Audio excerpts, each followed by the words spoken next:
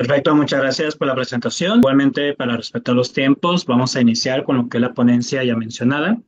El día de hoy vamos a estar hablando sobre la cuestión de suplementos en una de las etapas, digamos, importantes en la mujer. Recordemos que al final de cuentas, los hombres padecemos de ciertos problemas o ciertas consecuencias hormonales en salud a nuestra edad adulta, pero en la cuestión de las mujeres es una etapa que sí o sí va a suceder.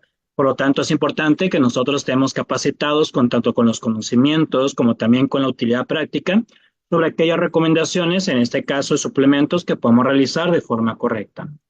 En la cuestión de los suplementos, pues siempre es un tema interesante, es uno de los temas que mayormente nos aborda mucha gente, tanto el área de salud hormonal, la cuestión de salud adolescente, el crecimiento, desarrollo, nutrición deportiva.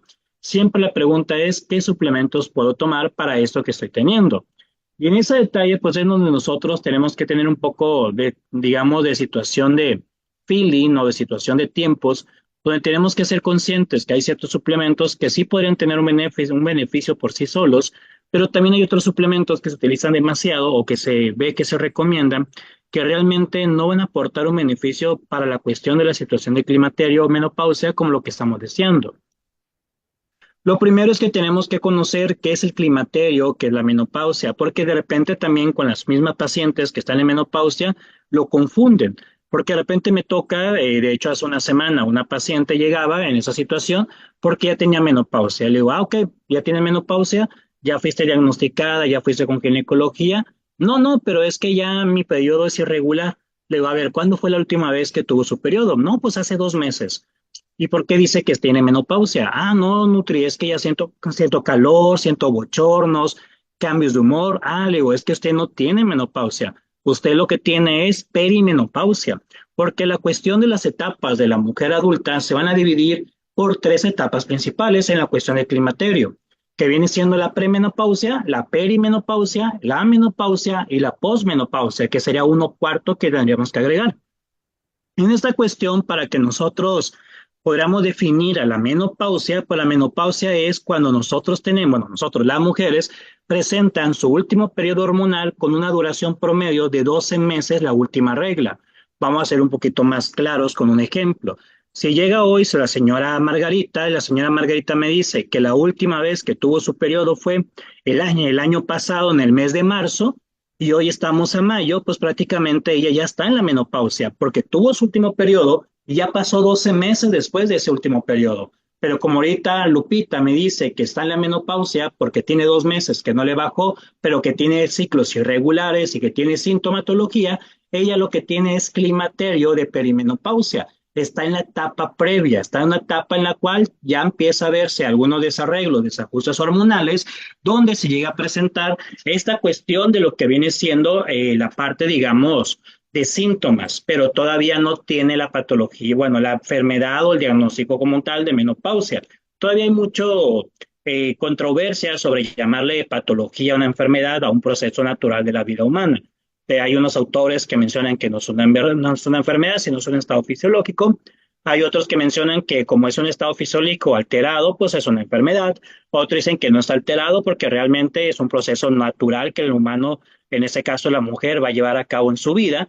Pero lo que sí sabemos, al final de cuentas, es que el climaterio es un proceso fisiológico y normal de toda mujer, pero que esto va en base a la función ovárica. Por eso esta paciente Lupita de la semana pasada, pues ya le corregimos que no está en la menopausia. ¿Sabes qué? Tú solamente estás teniendo una disfunción ovárica. Ya digamos, tus hormonas están de una disfunción que tienes un proceso cada 3 meses, cada 4 meses, pero todavía no podemos categorizarte como menopausia. Y eso nos lo dice la OMS.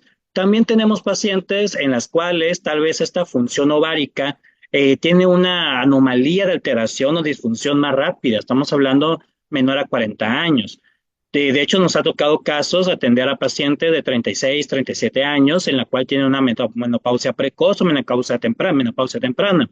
Son pacientes en los cuales se presenta ya 12 meses en su periodo menstrual y esto tenemos que ver si es una causa patológica, o sea, hay una enfermedad que está causando este problema, o tal vez viene siendo una cuestión, digamos, psicoemocional, porque algunas alteraciones psicoemocionales también podrían afectar a la cuestión de la regularidad menstrual. Entonces, una vez que ya sabemos que la perimenopausia es el término anterior a lo que es los 12 meses sin tener su periodo menstrual, que ahí ya sería una menopausia. Entonces la menopausia es un periodo puntual, o sea, siempre va a ser ese periodo en base a lo que viene siendo las guías de la OMS.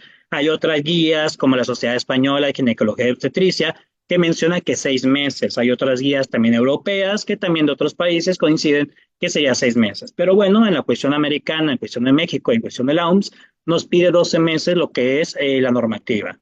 De 12 meses y su periodo, ya podemos decir que la señora Lupita tiene menopausia.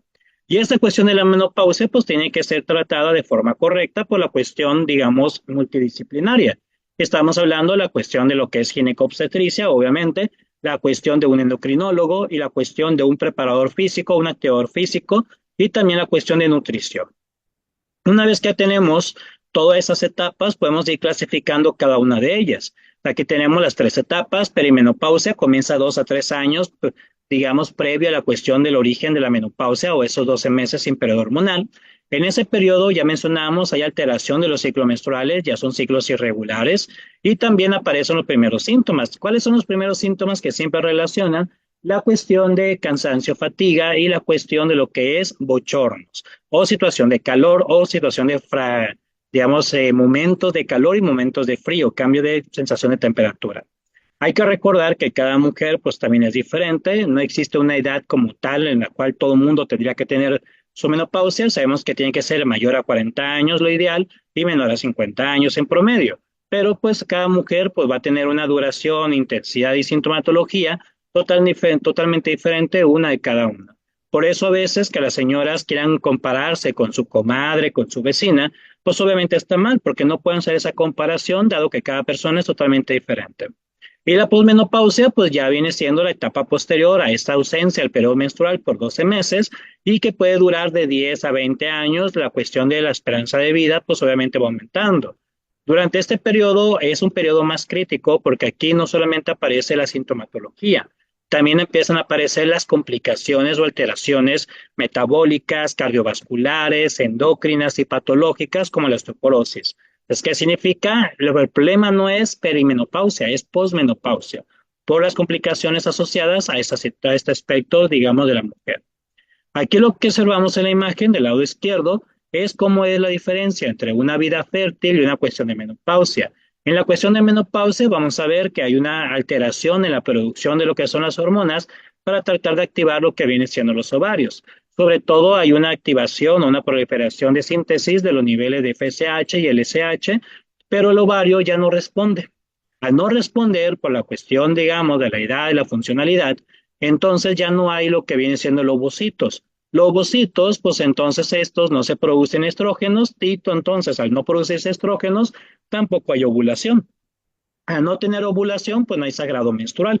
Al no tener sangrado menstrual por 12 meses, entonces a esto le llamamos menopausia. En esta situación, pues vamos a observar que también los estrógenos están descendidos y por lo tanto se van a producir esos síntomas ya mencionados, cansancio, fatiga, cambios de humor, cuestión de apetito y la cuestión de bochornos. Y eso causa un descenso en los niveles de estradiol, que también pues, va a afectar la cuestión, digamos, de actividad sexual o líbido de la mujer. ¿Cuál es la sintomatología de climaterio? Recordemos que climaterio es premenopausia. En cuestión de climaterio vamos a observar que hay 3 plazos, a corto plazo, mediano plazo y largo plazo. A corto plazo vamos a tener esa irregularidad de ciclos menstruales, los sofocos, sudoración, palpitaciones cardíacas, insomnio, irritabilidad, aumento de peso y disminución de la libido. A mediano plazo empezamos a observar mayor daño en la cuestión de lo que es o de la apariencia física, por ejemplo, adelgazamiento de la piel, deshidratación y pérdida de la elasticidad también de la piel, que es donde las mujeres ya empiezan a utilizar skincare, lo que es ácido hialurónico, niacinamida, ácido glicólico, entonces todo este tipo de, digamos, sustancias en la cara que ayudan a mantener la hidratación, la humedad y la elasticidad de la piel a tiempos tempranos. De hecho, lo ideal es que no empiecen a utilizarlo a los 40, 50 años. Si ya tenemos chavas o chavos de 20 años y es buena hora para empezar con su rutina de skincare. Oye, Osvaldo, pero el hombre también, claro que sí, hay que usar ácido hialurónico todos los días, hay que usar también la cuestión de niacinamida, vitamina C, hay que utilizar en la noche lo que es retinol, ácido glicólico y utilizar lo que es siempre un buen protector social, de solar, perdón, FPS 50. Todo eso tenemos que cuidar la cuestión de la piel. Pero en este caso, las mujeres vemos que aumenta todavía más el uso de los mismos. Este detalle pues, lo vamos a observar siempre en la cuestión de los comerciales, donde aparecen mujeres de edad adulta. Empieza a ver lo que es un incremento del vello por esta disminución de lo que es el estradiol de los estrógenos, por lo tanto la testosterona se va a ver mayor expresada. Vamos a ver resequedad en la cuestión vaginal, dolor en acto sexual, pero obviamente por esa resequedad. También existe una disminución de lo que es el tono y el tamaño de la parte reproductora femenina. Hay pérdida de orina al esfuerzo y también hay ciertas, digamos, susceptibilidad a tener mayor riesgo de infecciones. A largo plazo tenemos fragilidad en los huesos, aplazamiento de lo que son las vértebras, aumento del riesgo cardiovascular y elevación de la presión arterial. ¿Por qué es importante conocer la cuestión de sintomatología, Osvaldo, si tú me vas a hablar de suplementos?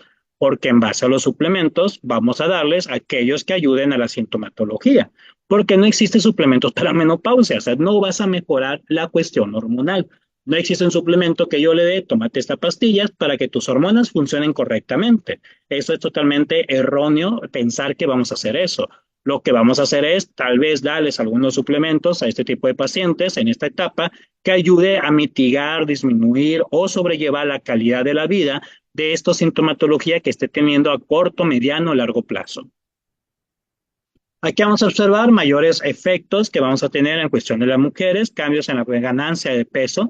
Pues obviamente las mujeres van a presentar un aumento de peso de forma considerable, se habla desde 1 hasta el 5.6% de ganancia de peso en ese año que no tiene periodo menstrual.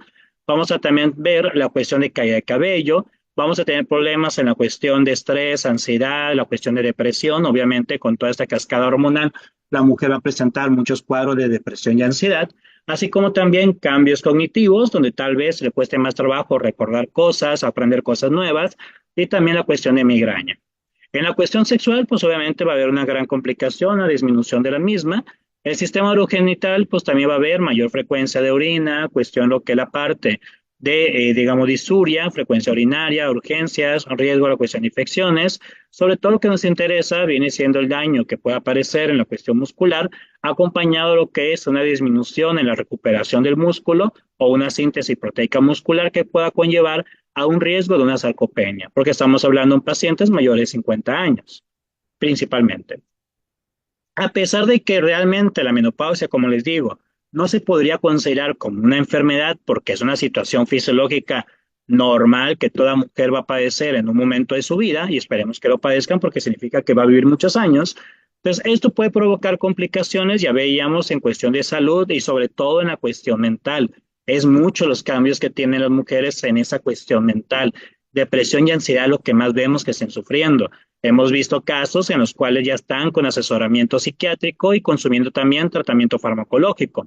En este detalle nosotros vamos a enfocarnos en cuestión de enfermedades cardiovasculares, enfermedades óseas y aparición de cáncer de mama.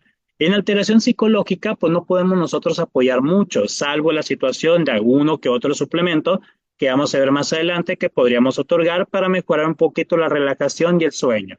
Pero que ese suplemento le quite la ansiedad y la depresión, pues obviamente no va a existir. Pero sí es importante que nosotros entonces a una mujer con esta etapa de la vida, vamos a recomendarle que vaya a lo que viene siendo ginecología, psicología y en dado caso psiquiatría, ya dependiendo la orientación psicológica.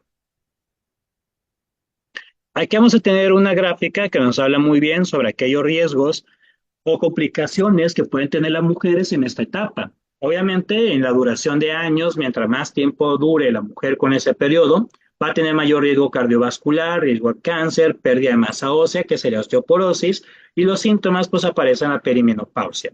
Y ya la parte de lo que es la menopausia, realmente los síntomas de bochornos y calor no es tanto, ya disminuyen. Siempre cuando llega entonces una señora que está que tiene mucho bochorno, mucho calor, lo más seguro que esté en la perimenopausia en ese momento.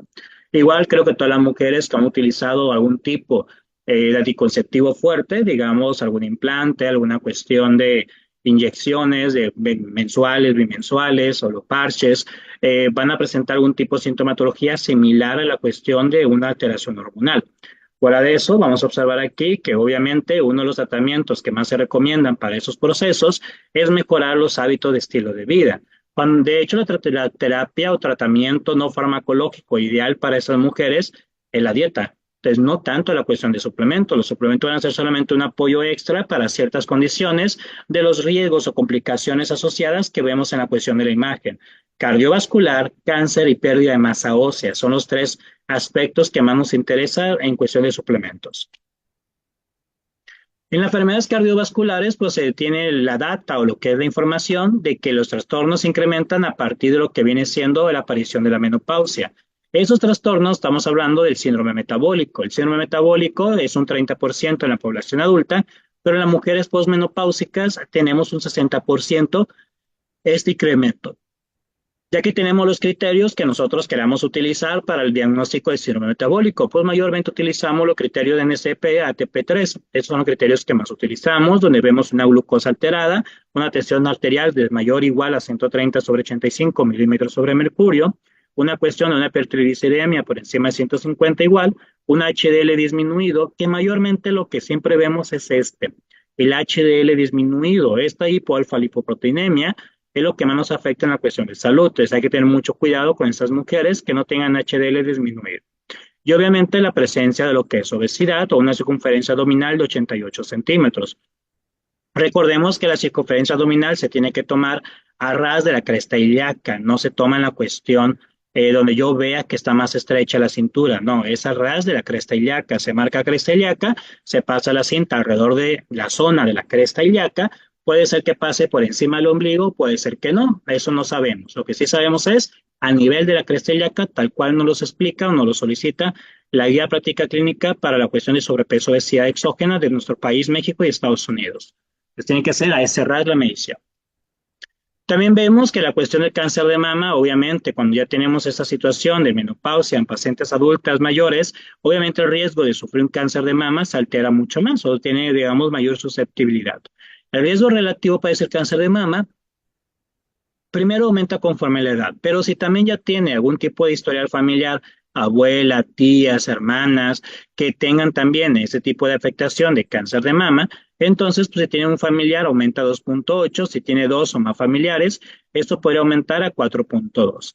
Pues obviamente el riesgo siempre va a ser mayor conforme la cantidad de familiares. Lo que me llama la atención es siempre la cuestión de jóvenes. Si están jóvenes, el riesgo por sí solo no es tanto, pero cuando tiene familia, demasiado riesgo. La menopausia precoz es un factor protector de padecer cáncer de mama. Entonces, si yo tengo una menopausia, digamos, por debajo de los 30 años, 40 años, pues un factor protector. La masa ósea, pues todos sabemos que nuestra estructura esqueleto pues, va disminuyendo conforme la edad. Tenemos una etapa de formación, una etapa de consolidación, que es adulto joven, adulto, y adulto mayor tengo el inicio de la menopausia a través de los 45, 50 años. Esta disminución o esta aparición de la menopausia va a tener una disminución de lo que es la pérdida ósea, pero vamos a tener que la pérdida ósea se va a acelerar de forma incremental o de forma riesgosa o preocupante después de la situación de la menopausia. Entonces, una mujer que ya está en este periodo y que presenta la menopausia, lo primero que teníamos que estar atendiendo como objetivo es la consolidación de la masa ósea. No crecimiento, porque ya no va a crecer más la masa ósea, pero sí vamos a poder una consolidación, que se mantenga por más tiempo esa estructura ósea que está teniendo. ¿Por qué es importante la masa ósea? Pues obviamente por el riesgo de fracturas, perdón. Si nosotros tenemos una persona ya de 55 años con una osteopenia, que es una desviación -1 Z de lo que viene siendo un DEXA, o un -2 Z de la desviación estándar, entonces nosotros tendríamos una cuestión de osteoporosis. Y esta mujer con osteoporosis pues tiene mayor riesgo de fracturas, que las fracturas pueden llevar a una situación de una disminución en la calidad de vida. De hecho, cuando hablamos en cuestión de menopausia, se habla mucho sobre ciertos tamizajes que tenemos que hacer para calidad, percepción y estilo de vida que la mujer esté teniendo en esta etapa.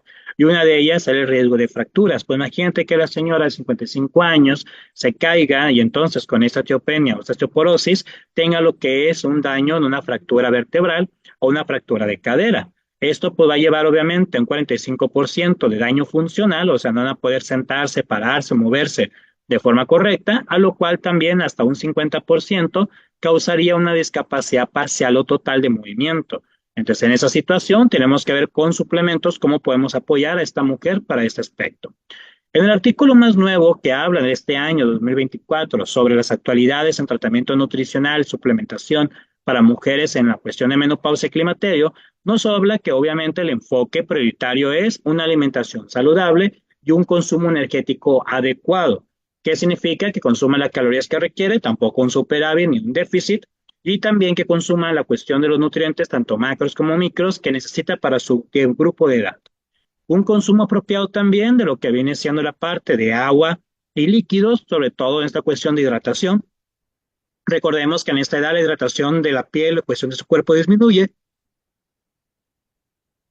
mejorar la calidad y la cuestión del sueño, descanso, mantener lo que es la parte de regulación de actividad física todos los días, pues de hecho hay guías establecidas para actividad física en esta etapa. Y en suplementos, ahora sí vamos a iniciar con los suplementos que más se hablan en las evidencias científicas. Uno de ellos pues viene siendo la vitamina D. Como ya vimos anteriormente, pues uno de los problemas que vamos a ver viene siendo la parte hormonal, la parte cardiovascular y la parte ósea. En la cuestión de todos ellos, la vitamina D va a ser fundamental para este tipo de problemas, pero sobre todo enfocándonos en la cuestión también de la parte de las sintomatologías y también la cuestión de regulación hormonal.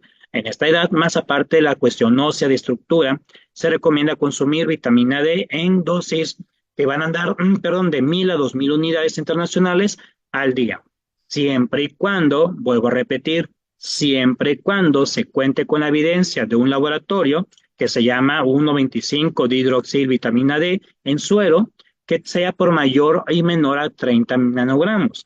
Si la persona anda por lo que viene siendo igual o mayor a 30 hasta 50 nanogramos, entonces ahí tendríamos que darle vitamina D. Si está por debajo de esto, pues también. Lo ideal siempre que anden por encima de 50. Algunas guías o algunos laboratorios manejan 40, depende mucho del laboratorio. Pero sí es importante que nosotros antes de dar vitamina D estemos asegurados o estemos seguros de que existe una deficiencia parcial o total. Y esto, créanme que no es difícil de averiguarlo, pues es una prueba que te va a costar unos 250 pesos hasta 700 pesos, depende del laboratorio, depende del lugar. Y también estamos hablando que es una prueba en la cual hemos realizado con muchas pacientes, mujeres mayor de 40 años, y la gran mayoría, 8 de cada 10, salen con deficiencia de vitamina D. Entre lo primero sería agregar vitamina D de 1000 unidades a 2000 unidades.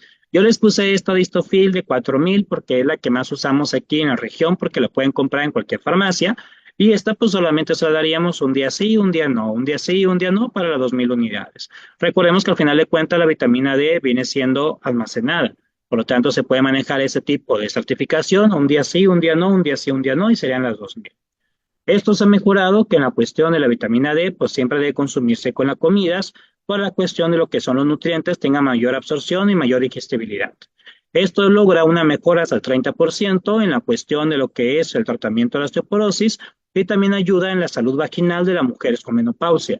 Entonces, tendríamos que estar recomendando primeramente vitamina D. El otro suplemento que a veces se da o que a veces está en discordia o que se está pensando que no se debería dar es el calcio.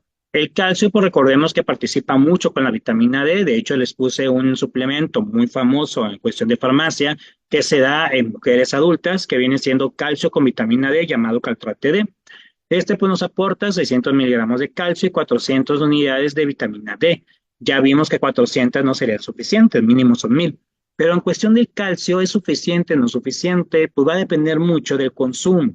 Realmente la literatura menciona que el calcio puede ayudarte a mejorar también los eventos cardiovasculares y también la cuestión de la parte de la masa ósea, siempre y cuando tengamos un consumo adecuado. ¿Qué es un consumo adecuado, Osvaldo? Pues si nos vamos al grupo de edad de una mujer mayor de 50 años, la ingesta diaria recomendada andaría entre 1000 a 1200 miligramos al día. Entonces lo que tendríamos que hacer es calcular en la dieta cuánta vitamina, cuánto calcio, perdón, esté consumiendo. Y si vemos que porque la mujer no le gusta la lactosa o le cae pesada la leche, queso, yogur y las otras fuentes de calcio están disminuidas, vamos a poner un ejemplo, el cálculo nos sale 400 miligramos de calcio, pues podemos darle un suplemento como este que trae 600, 800 miligramos para que complementemos la dosis de 1000 a 1200 miligramos. ¿Cuál es el problema que yo veo siempre con nutriólogos colegas? Es que no calculan vitaminas y minerales. Es muy, muy ridículo que los nutriólogos no estén haciendo eso. tienes que calcular en tu dieta no solamente carbohidratos, proteínas y grasas. Eso es lo que menos me interesa en esta patología. Lo que más me interesa o en esta condición de salud, me interesan los micronutrientes. Tienes que calcularme cuánto calcio está consumiendo.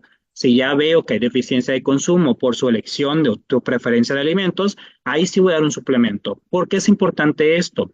Porque si la paciente no tiene deficiencia de consumo y en su dieta está consumiendo 1.200 a 1.000, ponle 1.800 miligramos al día de calcio, porque le gusta mucho el queso, yogur, toda esa cuestión de fuentes de calcio. Pero tú le das un suplemento que tenga 1.000 unidades, porque son muy comunes lo de 1.000, bueno, más comunes 600 y 1.000. Ponle que consuma 1.800, le diste 600, estamos ya en dosis por encima del máximo tolerable. El máximo tolerable sin efectos secundarios son 2.000 a 2.500 cuando mucho. Entonces, esto podría tener mayor riesgo de problemas cardiovasculares. Irónicamente, un suplemento que le darías para ayudar va a empeorar la situación cardiovascular.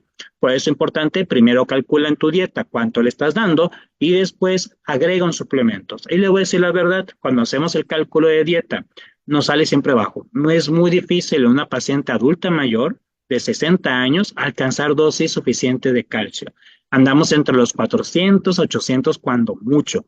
Entonces, sí recomendamos darle por lo menos 600 miligramos de calcio, siempre y cuando tengas una justificación de uso, porque si no, puede ser muy problemático dar el calcio de más. Por eso aquí dice, debe usarse con cautela y juicio. Y solo deben utilizarse si se puede diagnosticar una deficiencia. Y nosotros como nutriólogo, ¿cómo lo hacemos? Pues con la dieta. Aquí vemos lo que mencionábamos, los potenciales efectos de beneficios en recomendaciones de vitamina D, sobre todo en la población popular. No, Osvaldo, es que con el sol ya tengo suficiente vitamina D.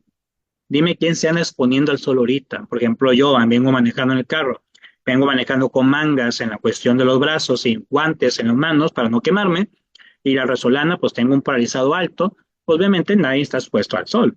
Entonces, por eso se hace necesario el consumo de un suplemento. Y sobre todo, pues obviamente en base a la evidencia que ustedes tengan documental de un laboratorio con una deficiencia de vitamina D. En cuestión de calcio, pues en los alimentos se podría cumplir, en pocas palabras, el consumo total, pero realmente, como menciono, no hemos logrado encontrar dietas en las cuales sí se logre este objetivo de 1.200 miligramos. Por lo tanto, sí llegamos a utilizar calcio de 600 miligramos. En la cuestión del riesgo cardiovascular, pues ya mencionábamos que si la paciente no tiene deficiencia de calcio y tú le estás aportando también mayor cantidad de calcio, puede tener un incremento en la cuestión de daño, digamos, de riesgo en la cuestión renal, en la cuestión cardiovascular, en la cuestión intestinal. Por eso hay que tener mucha cautela con el calcio administrado. Otro suplemento que sí vamos a otorgar viene siendo el omega 3. El omega 3, ¿por qué, Osvaldo? No por la menopausia. Bueno, hay ciertos estudios que mencionan que el omega 3 en dosis de 1 a 2 gramos al día puede ayudar a disminuir un poco la cuestión de la sensación del climaterio, como lo que son bochornos, cambios de humor. Hay una evidencia documental sobre eso que no la pongo como tal porque realmente no me enfoco en ese objetivo. Más que nada, la mujer con menopausia hay un gran riesgo que tenga una enfermedad cardiovascular. Entonces, para eso sí vamos a utilizar más el omega 3. Entonces, recordemos que el omega 3 tiene un efecto electrofisiológico, vascular y antioxidante, principales consecuencias de lo que es la etapa climaterio-menopausia. Y estas propiedades ofrecen un marco, digamos, que funcionan con lo que es el omega 3 como un efecto cardioprotector. La justificación, ¿por qué si hay que dar omega 3? Volvemos a lo mismo. Pregúntense ustedes, ¿cuándo han hecho una dieta que calculan omega 3 de consumo? Se supone que la dosis diaria de alimentos tendría que andar de 250 miligramos a 500 miligramos en la dieta. No lo logramos. De hecho, la de literatura nos menciona aquí que un estudio en Estados Unidos típico se menciona que está por debajo de 250. Si nosotros quisiéramos con los alimentos, pues estamos hablando atún, sardinas, salmón, pescados fríos, donde tendríamos que tener esta fuente de omega 3, que no lo consumimos. Pregúntense ustedes cuándo fue la última vez que consumieron una fuente de 150 a 200 gramos de pescado, sardina, atún fresco cada día, o sea, diario, porque no es, Osvaldo, yo sí como salmón. ¿Cuántas veces a la semana? Una vez. El omega 3 no lo ocupas una vez, lo ocupas todos los días.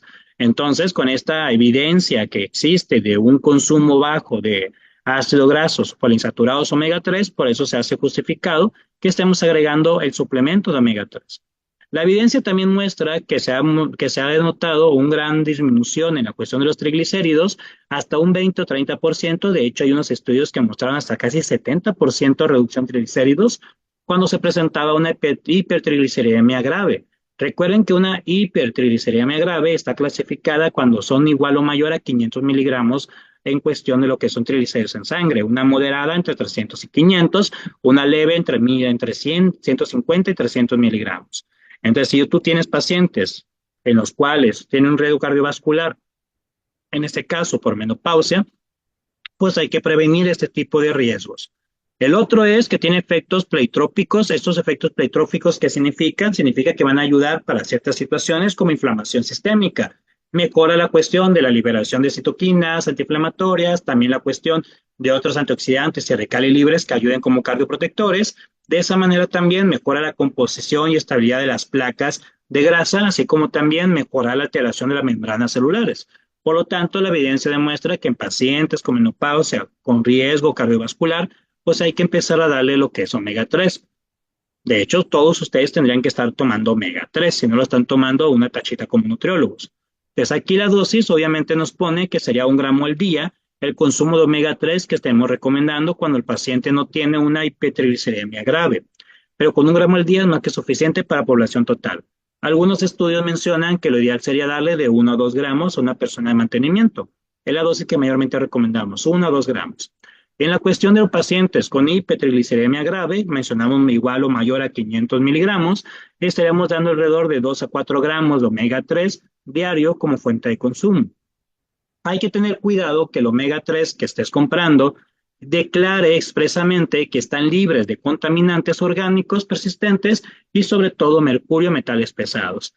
Para que eso sea real, porque muchos omega 3 te lo van a poner ahí en su etiqueta, no le vas a creer a ninguno. Nomás créeles a los que tengan este sello, el sello IFOS. Recordemos que el sello certificación IFOS es aquella certificación que se le da exclusivamente a los productos de omega 3 que cumplen con las características internacionales de límites máximos de contaminantes orgánicos persistentes y mercurio. Entonces, si ya estás tomando omega 3, te felicito. Pero si tu omega 3 no tiene IFOS, pues no te felicito tanto. Descuídate mucho de los metales pesados. En México tenemos un gran problema. ¿Cuál es el problema en México? Solamente existe un suplemento de omega 3 que tiene IFOS y el único que existe hasta el momento es este que te pongo en la imagen. Hasta el momento que yo conozca. Si ustedes conocen otro, con todo gusto me lo hacen saber para tener otro más que recomendar a la población de mis pacientes en este lado. La ventaja que tengo yo aquí en la zona fronteriza, tal vez ustedes, pues la mayoría sé que son de Ciudad de México, Puebla, Guadalajara, Toluca, aquellos lados, pues tenemos la ventaja de que lo puedes pedir en línea en su página de One Concepto. Aquí en la frontera, la ventaja que tengo es que mis pacientes al momento de cruzar la frontera, existen 12 suplementos diferentes que pueden encontrar aquí cerca que tienen infos. Les tenemos mayor variedad. Pero siempre documenten esta parte. Si no lo tienen, no lo compren. ¿Para qué? Para obligar que las marcas que no lo tienen, pues cumplan con los criterios de calidad.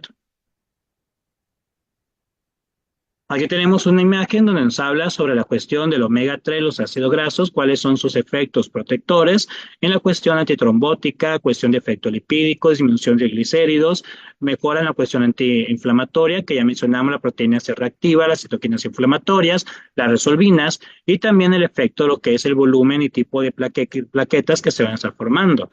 Pues por eso es importante que el omega 3 se le esté dando a toda mujer que esté tanto en perimenopausia como en la menopausia. De hecho, cualquier momento de a partir de los 18 años ya tienen que estar tomando todo el mundo omega 3, 1 gramo al día cuando menos.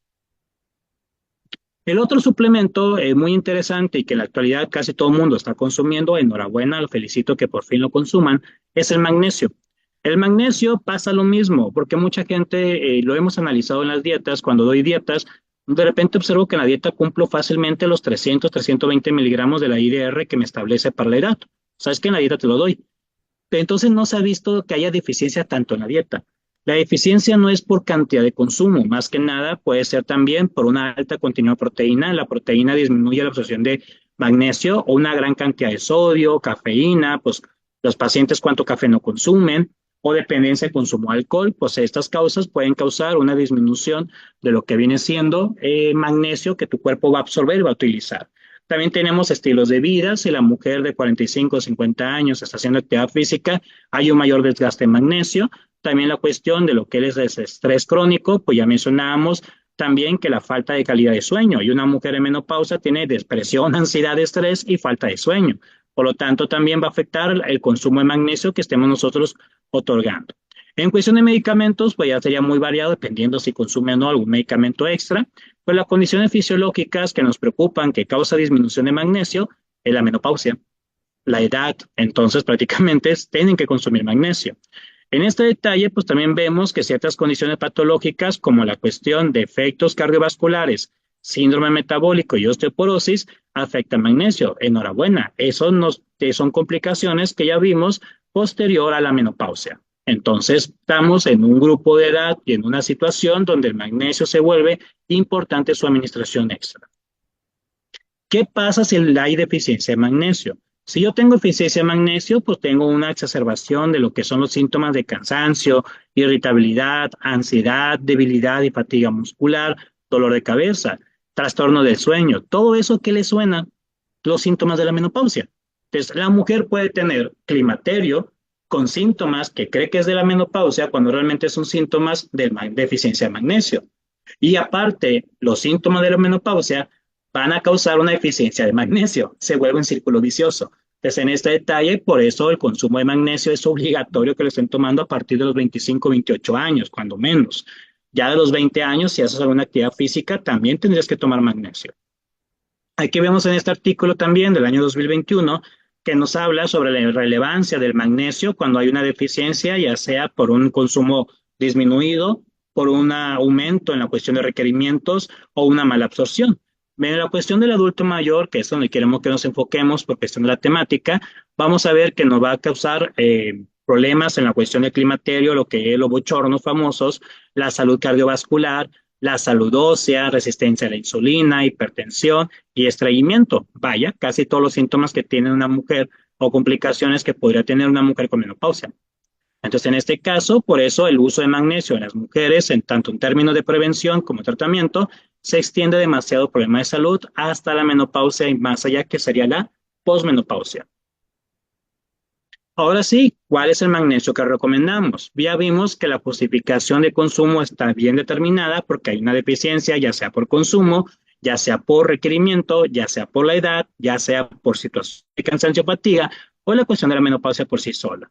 Este efecto de lo que es el magnesio, pues afortunadamente cuando la mujer con esta situación lo está consumiendo, puede ayudar a disminuir la cuestión de las molestias o síntomas atraídos a esta deficiencia, cansancio, fatiga, relajación, insomnio, salud cardiovascular y estado de ánimo. De esa manera, el magnesio siempre se va a recomendar consumirlos en las noches, de preferencia con la cena.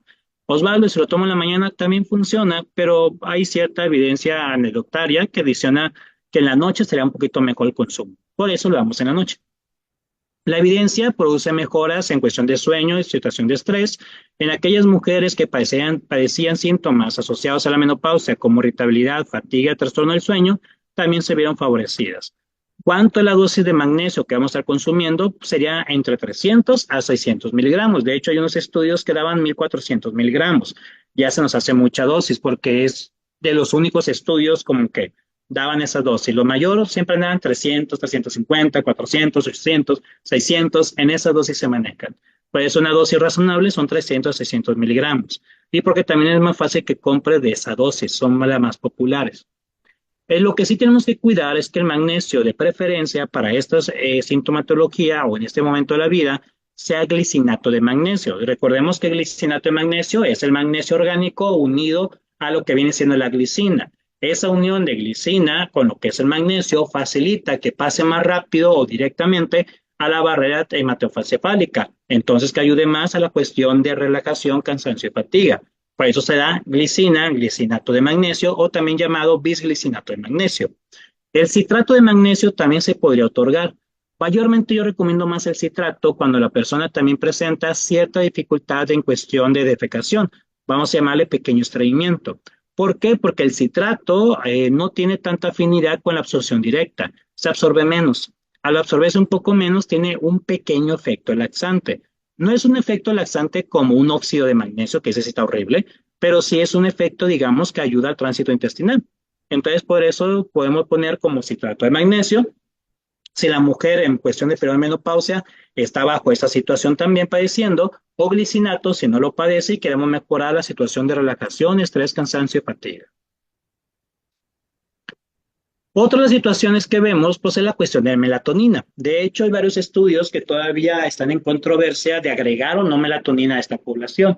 Muchos mencionan que no sería necesario porque entonces nosotros tendríamos que cuidar que se esté alimentando adecuadamente, que esté consumiendo alimentos ricos en tritófano, porque recordemos que al final de cuentas yo consumo tritófano a través de la dieta y este contenido de tritófano me va a ayudar a que entonces mi cuerpo, por varios procesos, se transforme en serotonina y la serotonina se transforme en acetilserotonina y se transforme en melatonina.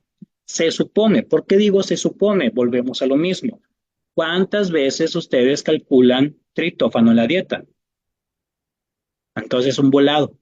Para evitarme ese volado, pues mejor le doy lo que es melatonina o también les podría dar 5-HTP, 5-hidroxiltriptófano. El 5-HTP, de hecho, son los suplementos que observo demasiado que le dan a las pacientes con climaterio o menopausia para poder dormir mejor. Y es bueno, sí es bueno, pero bueno, si lo que yo consumo 5-HTP, que es 5-hidroxiltriptófano, es para que se transforme en melatonina, pues mejor le doy melatonina. Pues mejor le doy lo que estoy buscando al final de cuentas. Entonces, en esa situación, yo sí soy más partidario de dar mejor melatonina. También porque obviamente, en base a la edad, vemos que la gráfica en el lado izquierdo de abajo, inferior, me hace referencia de que mientras mayor es la edad, la producción de la melatonina es menor. Por eso los bebés duermen mucho y por eso los adultos mayores no duermen mucho. De hecho, vemos que los abuelitos ya están a las 4 de la mañana, están despiertos, barriendo, trapeando o estando sentados viendo la televisión, porque tienen una menor producción de melatonina. Y esa menor producción de melatonina, aunado a la menopausia, aunado a la sintomatología de climaterio propio o de la menopausia propia, pues no puede dormir bien. Entonces, por eso, darle melatonina es una situación eficaz que podemos otorgar, ojo, al principio del diagnóstico y tratamiento farmacológico de la paciente. ¿Por qué? Porque lo que sí mencionan los artículos es que la melatonina no tenemos que dársela por largo tiempo. Lo ideal sería dárselos entre 2 a 3 meses, hasta 6 meses máximo, cortarla, suspenderla por un tiempo y volverla a retomar si es necesario más adelante. Porque en esos meses, ya con el tratamiento farmacológico, con el tratamiento alimentario, nutricional, los suplementos que mencionábamos como magnesio, la cuestión de hábitos de sueño, actividad física, la paciente ya tiene que estar durmiendo bien, se supone. Por eso la literatura hace esa mención, no más de 3 a 6 meses. Primero es todo el tratamiento integral y si vemos que tiene todavía una alteración del sueño, se los damos para que se vaya regulando y luego se lo vamos quitando. La dosis de melatonina pues andaría en base a la evidencia de 3 a 6 gramos, mayormente damos 3 a 5 gramos. ¿Por qué? Porque es la dosis que vemos en la farmacia, hay hasta dosis de 10 miligramos. Es 3 a 5 miligramos hasta 10 miligramos es la cantidad que podemos otorgar. Existen varias formulaciones, existe la formulación, digamos, de farmacia, que yo mil veces prefiero, a la que venden gomitas y todo eso. Traten de evitar eso, por favor. Unas gomitas que venden mucho, cualquier marca de melatonina, te van a dar entre 400 500 pesos. Es totalmente ridículo lo que están pagando por algo que no sirve. ¿Por qué decimos que no sirven? Porque en gomitas la dosificación no es estándar. Se ha observado que en gomitas siempre, o hay gomitas que están con dosificación muy baja, otras que salen con dosificación muy elevadas. Por eso preferimos que compren de farmacia, te va a costar hasta más barato. Vete a una farmacia similar, es una del ahorro, te va a costar una melatonina, ¿cuánto? 80 pesos, 120 pesos. Vete a las similares, le hemos comprado unos 45, 50 pesos los días lunes. Sale baratísimo. Yo no veo por qué las señoras andan comprando cochinero de 400 pesos. Entonces ya con esa situación, pues entonces váyanse a la farmacia, compren melatonina. Se tiene que dar de 30 minutos a 2 horas antes de dormir. Eso sí es importante que lo sigan, porque de repente observo que la señora me dice, es que me tomo la melatonina Nutri y no me ayuda. ¿Cómo se la toma? Ah, es que me acuesto y cuando estoy acostada me la tomo. No, así no funciona la melatonina. La melatonina tiene un pico de acción. El pico de acción es de 1 a 2 horas. Entonces tiene que tomársela antes. Digamos, si yo sé que la señora se va a dormir a las 9 de la noche, decirle, mira, a las 7 de la tarde, 7:30, ya se la va a estar tomando para que cuando ya a las 7:30 se esté bañando, se esté cambiando, se acueste ya tenga el pico en sangre de melatonina y pueda conciliar más rápido el sueño y mejor calidad. Porque si lo hace en el momento de acostarse, no va a hacer efecto, se va a desesperar y ese desespero produce ansiedad y esa ansiedad disminuye el efecto sintomatológico de la melatonina. Entonces la paciente no siente beneficio. Entonces en esa situación, la melatonina puedes usarla solamente bajo criterio de empezar a acomodar sus tiempos, horarios, actividad física y alimentación para que luego ya sea, digamos, quitada, la vamos a quitar y vamos a dejarla sin consumir hasta que sea necesario nuevamente para una situación especial. Los estudios mencionan que obviamente esta dosis baja de melatonina va a ayudar a la cuestión de regular el ciclo de sueño. No significa que es somnífera, porque la gente cree que tomar melatonina me ha quedado dormido. No, no es un somnífero. La melatonina actúa a través del día, que significa hace que te duermas y que durante la noche, como está un poco más en sangre, duermas un poquito más, mejore tu calidad de sueño, lo que realmente hace. La prevalencia general de trastorno del sueño, según estudios, en este caso es del 51%. Entonces vemos que menopausia es muy alto lo que es la alteración de sueño. Y por último, los suplementos que más controversia hay son las isoflavonas. Las isoflavonas, obviamente antes se hablaba mucho de los alimentos de soya y de hecho todavía hay estudios que mencionan que la suplementación de isoflavonas sería innecesario si nosotros consumimos entre 40 a 60 miligramos de isoflavonas al día, que serían entre unos 400, 600 mililitros de leche de soya o entre 200, 400 gramos de carne de soya texturizada, pero pues obviamente sabemos que esto trae unos componentes transgénicos, pues eso ya casi no se usa, y también trae otros componentes agregados derivados de estrógenos, que es un problema hormonal que tiene la paciente. Entonces, en este detalle, lo ideal sería entonces tal vez irnos a una suplementación. En la suplementación se ha demostrado que entonces los grupos que consumieron isoflavona de soya, principalmente tienes que buscar que tenga dos compuestos, que tenga genisteína y que tengan daidzeína. ¿Por qué es importante esto? De hecho, espero que lo anoten y se lo graben muy bien. Genisteína y daidzeína, porque son los compuestos efectivos de las isoflavonas. A isoflavonas, tú te puedes encontrar un producto que diga, por ejemplo, 300 miligramos de isoflavonas. Ok, pero ¿cuánto tiene de genisteína? Lo ideal sería que mínimo tuviera 15 miligramos de genisteína por cada dosis de 100 a 300 miligramos de isoflavonas. Lo menciono porque hay muchas marcas que te ponen 200 de isoflavonas, 600 miligramos de isoflavonas. Sí, pero no atrás, cuando revisas etiqueta, no te dicen genisteína. Y yo ocupo saber cuánta genisteína tienen, porque si hemos encontrado productos que te ponen genisteína al 2%, 3%, o que sean 2 miligramos, 3 miligramos por cada 100 miligramos, entonces vemos que es muy poco. Entonces lo ideal sería 15% cuando menos. Esta marca que tenemos en la imagen es la que yo he encontrado aquí en México, que ha funcionado muy bien. Creo que tiene de genisteína como un 22 a 25% y daidzeína como un 10 a 12%. Lo ideal de daidzeína es un 5 a 8% hacia arriba. Está muy bien esa dosificación. Esto, la evidencia ha demostrado que la isoflavona de soya pues pueden ser incorporados como la dieta o como suplementos para no batallar como suplementos. Puede tener un efecto positivo sobre la intensidad y frecuencia de los síntomas.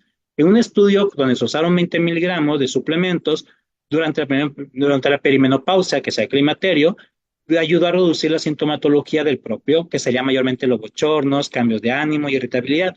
Es lo que mayormente se ha demostrado con lo que viene siendo la isoflavona de soya. Pero recuerden, dosis 40, 80 miligramos cuando menos, que tengan 15 miligramos de genisteína. Eso es lo que siempre hay que revisar.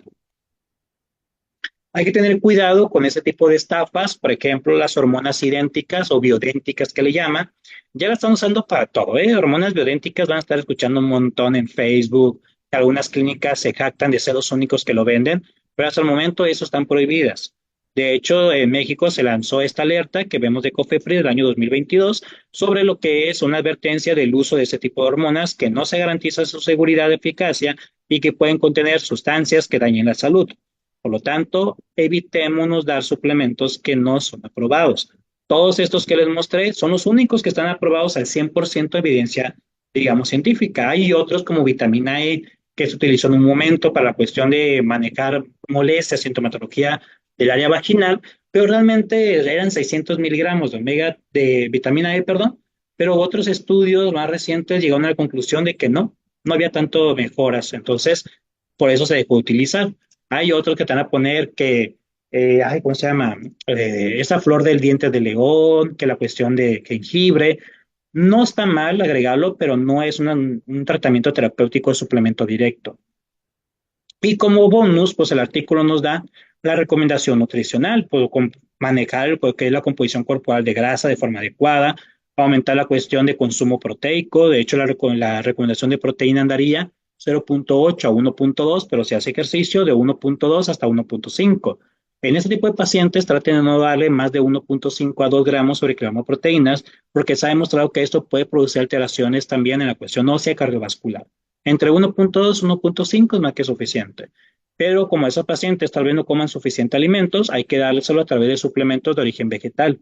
No se lo den suplementos de origen lácteo, como solo de leche. Den lo mejor como chícharo y arroz. En cuestión de suplementos de proteína vegetal, chícharo y arroz serían la mejor elección para esta etapa. Vemos también lo que es agregar calcio, vitamina D. Vitamina C, también hay ciertos estudios que demuestran que se puede ser viable, pero pues los estudios mencionan 80 a 100 miligramos y cuando se llega a la conclusión se hace referencia de que entonces no se ocupa suplementos. ¿Por qué? Porque la dieta supera por mucho 200, 400 miligramos de necesidad. O el otro puede ser complejo B. El complejo B, si lo administramos como tal, complejo B completo, de todo el complejo, yo doy la cápsula Bedoyecta cuando existe una deficiencia de estas vitaminas. Por eso lo que tengo que calcular en la dieta, cuánta vitamina le estoy dando. Si veo que hay deficiencia de estas vitaminas en su alimentación, doy complejo B de Bedoyecta para ayudar, sobre todo con la homocisteína. Recuerden que la disminución de complejo B es una situación, digamos, riesgosa para la cuestión cardiovascular de homocisteínuria. Entonces, por eso se podría agregar. El omega 3 ya mencionamos sobre ellos, la cuestión de actividad física, consumo de vegetales, 300 400 gramos al día, frutas, 100 a 200 gramos al día de fruta, leguminosas, ahí nos ponen recomendaciones de alimentos, la cuestión de pescado, 100 a 120 gramos, 30 gramos de lo que son frutos mixtos o lo que viene siendo, vamos a llamarle nueces, almendras, todo este tipo de situaciones también podría ayudar. Y la fibra, 30 a 45 gramos. Volvemos a lo mismo, calculen fibra por favor. Si no calculan fibra, empiécenlo a hacer para saber si están cumpliendo con las actividades recomendadas. Pues hasta aquí sería la evidencia real sobre los suplementos que se muestran ciertos beneficios, no tanto para menopausia, hay unos que sí ayudan para sintomatología, pero más que nada para las complicaciones asociadas a esta etapa de la vida que la mujer va a pasar en algún momento dado. ¿Alguna duda, pregunta que le podamos apoyar? Perfecto, maestro, muchísimas gracias por su presentación. Vamos entonces a dar paso a nuestra ronda de preguntas y respuestas. Ingrid Landa pregunta, ¿entonces el café no es recomendable para mujeres que estén cursando por la menopausia? Sí, sí es recomendado. En el café se puede utilizar hasta 200 miligramos, 250 sin ningún problema, pero si consumes café solamente hay que estar cuidando el consumo de magnesio, calcio, vitamina D. O sea, pero se puede dar sin problema. No hay una asociación de, digamos, efecto negativo. Muchísimas gracias por su respuesta. María de Jesús Yáñez pregunta, ¿y si se toma cloruro de magnesio? No pasa de que le dé un torzón en el estómago, una pequeña diarrea y listo. Pero algo malo no va a pasar. Solamente es menos absorbido por ser la parte de cloruro y causa mayor distensión abdominal y diarreas. Pero no ayudaría tanto para relajación y cansancio y sueño. Por eso sí, para ese efecto que buscamos, relajación, descanso, sueño, bienestar, es el glicinato. Muchísimas gracias por su respuesta. Elida Hinojosa pregunta, ¿en qué momento del día se toma el omega 3? El omega 3 se consume con los alimentos, tratamos de dividir lo que son las cápsulas, mayormente ese que presentamos en la imagen, es el que damos, es una cápsula en cada tiempo de comida. Muchísimas gracias por su respuesta. Dulce Guadalupe pregunta si tengo un paciente con deficiencia de vitamina B12, ¿qué suplemento recomienda? De B12, dale B12, en dosis de hasta 1000 miligramos. Muchísimas gracias por su respuesta. Sara Ramírez pregunta, ¿qué opinas del azafrán para la etapa de menopausia? Son tratamientos naturales, ya no entraría como suplementos, son tratamientos que se trata de dar, hay ciertos tés que también ayudan, el té de panciflora, el té de valeriana para sueño descanso, el té de azafrán, pues solamente son complementarios, se pueden agregar siempre y cuando no haya interacción negativa con ciertos medicamentos hormonales que se consumen. Muchísimas gracias por su respuesta. Rebeca pregunta, ¿qué opinión tienes del 5-HTP en esta etapa? Como mencionamos, no lo recomiendo tanto porque si lo que busco de 5-HTP es que se transforme en melatonina, porque recordemos que el 5-HTP por sí solo no hace mucho efecto, sino que tiene que transformar melatonina y serotonina, pues mejor doy melatonina. Pero si lo que estoy buscando posiblemente es, bueno, no le quiero, ahorita que ya pasaron 2 meses de melatonina, quiero suspenderla, pero quiero que tenga beneficios, podríamos pensar en darle 5-HTP. Ah, pues mira, le doy 5-HTP, que es el precursor, y con eso pues, puedo mantener un poquito mejor su producción de melatonina de forma endógena, porque el 5-HTP lo tomas, pero con eso se tiene que producir melatonina. Entonces, para eso lo podemos utilizar sin ningún problema. Muchísimas gracias por su respuesta. Elizabeth Reyes pregunta, ¿qué opina del magnesio combinado con B6? Pues sería más que nada pues glicinato de magnesio. Así lo venden mucho con glicinato, y no hay mucha diferencia. Muchas veces lo combinan más que nada para absorción y tolerancia, pero ya que tenga un efecto mayor, no se ha documentado. Muchísimas gracias por su respuesta. Arturo pregunta, ¿cuáles son los riesgos de los fitonutrientes de soya? Los riesgos son dependiendo de la fuente. Por ejemplo, si son de origen natural por alimentos, puede haber una exacerbación con los alimentos transgénicos, antibióticos y estrógenos. Por eso ahorita vamos a ver que el mundo de la soya ya pasó el boom. A mí me tocó vivirlo con mi madre. Pues ya todo es soya, leche de soya, carne de soya, chorizo de soya. Si había tortilla de soya compraba. Pero ya después se documentó que por el efecto transgénico, la cuestión antibiótico, la cuestión de lo que es estrógenos, pues se está prefiriendo más los suplementos como tal. Muchísimas gracias por su respuesta. Regina pregunta, ¿se recomienda un suplemento de magnesio combinado? ¿Un poco de todos? Podría siempre y cuando cumpla la cantidad del que estás buscando glicinato. Si trae glicinato, 400 miligramos de magnesio, pero aparte trae otras vitaminas, pues se lo podrías dar si no hay otro más al alcance. Pero lo ideal sería que sea lo más solo, lo más concentrado puro.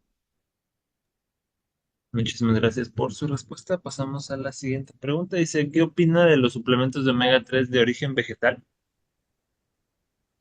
Hay una documentación que hablaron sobre la cuestión de las semillas de fuentes de omega 3, sobre todo el DHA, porque es de mayor concentración, y también de las microalgas, que han mostrado un efecto también terapéutico beneficioso. Sobre todo se hace la recomendación en pacientes que sean vegetarianos o veganas, que por estas razones no puedan consumir el omega 3 de origen animal como el pescado. Pero hasta ahorita también sí, en cuestión de los beneficios del EPA, son mayores en el omega 3 de origen animal. Pero también podría ser una alternativa. Muchísimas gracias por su respuesta. María Ramírez pregunta, ¿qué opina de los adaptógenos como ashwagandha? Son muy buenos, pero hasta ahorita la evidencia no lo marca como un tratamiento nutricional o suplementos en esta etapa.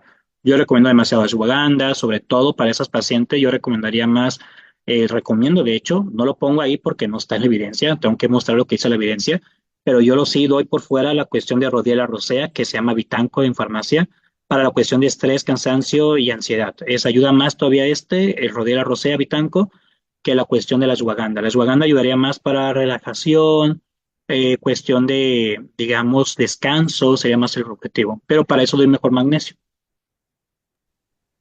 Muchísimas gracias por su respuesta. Doctora Gómez pregunta, ¿los fitoestrógenos en la dieta ayudan con la sintomatología? Sí, como mencionamos, la evidencia documental refiere que por excelencia tendría que ser a través de la dieta, con lo que es tofu, la cuestión de leche de soya o derivados propios que se tenía que consumir. El problema que tenemos con los alimentos es de que si, bueno, la analogía que pone en la literatura son de 300 a 400 mililitros de leche de soya diarios, o el equivalente a 150 a 200 gramos de tofu, o el equivalente a 100 a 200 gramos de soya texturizada, digamos, de buena calidad. Pues eso puede ser ayudante, pero pues el problema sería que varias pacientes tal vez no les gusta este tipo de alimentos. Si se puede con la dieta, mucho mejor. Recuerden que todo que se pueda cubrir con la dieta es más factible que no dar suplementos. Muchísimas gracias por su respuesta. Mireya Pérez pregunta, ¿tengo algún riesgo si no tomo algún tratamiento hormonal y solo me la llevo con suplementos? Tengo 53 años, sin matriz y sin ovarios. Sí, muchísimo riesgo. Entonces, por eso el tratamiento principal es el farmacológico y de ahí el complementario es el suplemento y la alimentación. Suplementarios. Entonces, sí, la cuestión de medicamentos tiene que estar muy bien cuidado porque tiene que haber todavía control hormonal. El que tengamos ya menopausia en esta etapa no significa que control hormonal nunca se volverá a hacer, se tiene que hacer por las otras hormonas. Entonces, en ese detalle sí hay que revisar, sobre todo que no haya una liberación mayor de ciertas hormonas androgénicas que causen algún daño vascular o cuestión, digamos, óseo. Pero sí tiene que haber tratamiento farmacológico. Muchísimas gracias por su respuesta. Pasamos a la siguiente pregunta. Dice, ¿cuál es la proporción ideal de miligramos de DHA y EPA? ¿Es mejor una mayor proporción de alguno de estos? Muy buena pregunta, afirmativo. La proporción que hace lo que viene siendo la parte de literatura son 400 miligramos de EPA por 200 miligramos de HA. Es la proporción estándar que vamos a encontrar en los certificados CIPOS, por eso preferimos que sea esta certificación o ese sello que esté en los omega 3. Esa es la promedio. Hay otras concentraciones que en México y Estados Unidos casi no hay, por ejemplo en Chile sí hay, Colombia también. Europa también hay muchas formulaciones que son 600 de EPA y 200 de DHA que también han funcionado muy bien. Pero mínimo 400 EPA y 200 DHA. Muchísimas gracias por su respuesta. Pasamos a la siguiente pregunta. Dice, ¿el flumarato ferroso cuando hay deficiencia de hierro combinado con vitamina C mejora la absorción? No, el formato ferroso ya no ocuparía vitamina C. Por eso los medicamentos que ya traen formato ferroso, hierro sérico o digamos sulfatos, no se le agrega vitamina C porque en la forma que están, digamos, otorgados ya tiene la mayor absorción. Pero en cuestión de menopausia, pues obviamente no lo ponemos como un tratamiento porque no sabemos si tiene anemia o no tiene anemia.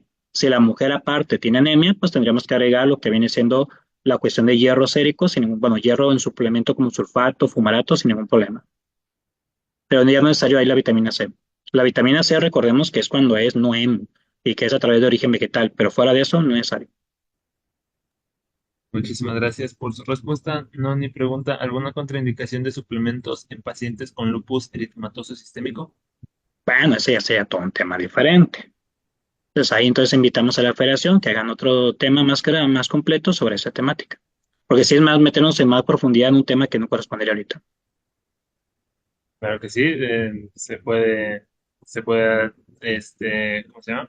Se puede ofertar sin ningún problema. Vamos Ah, entonces a dar paso a unas últimas preguntas antes de ir cerrando.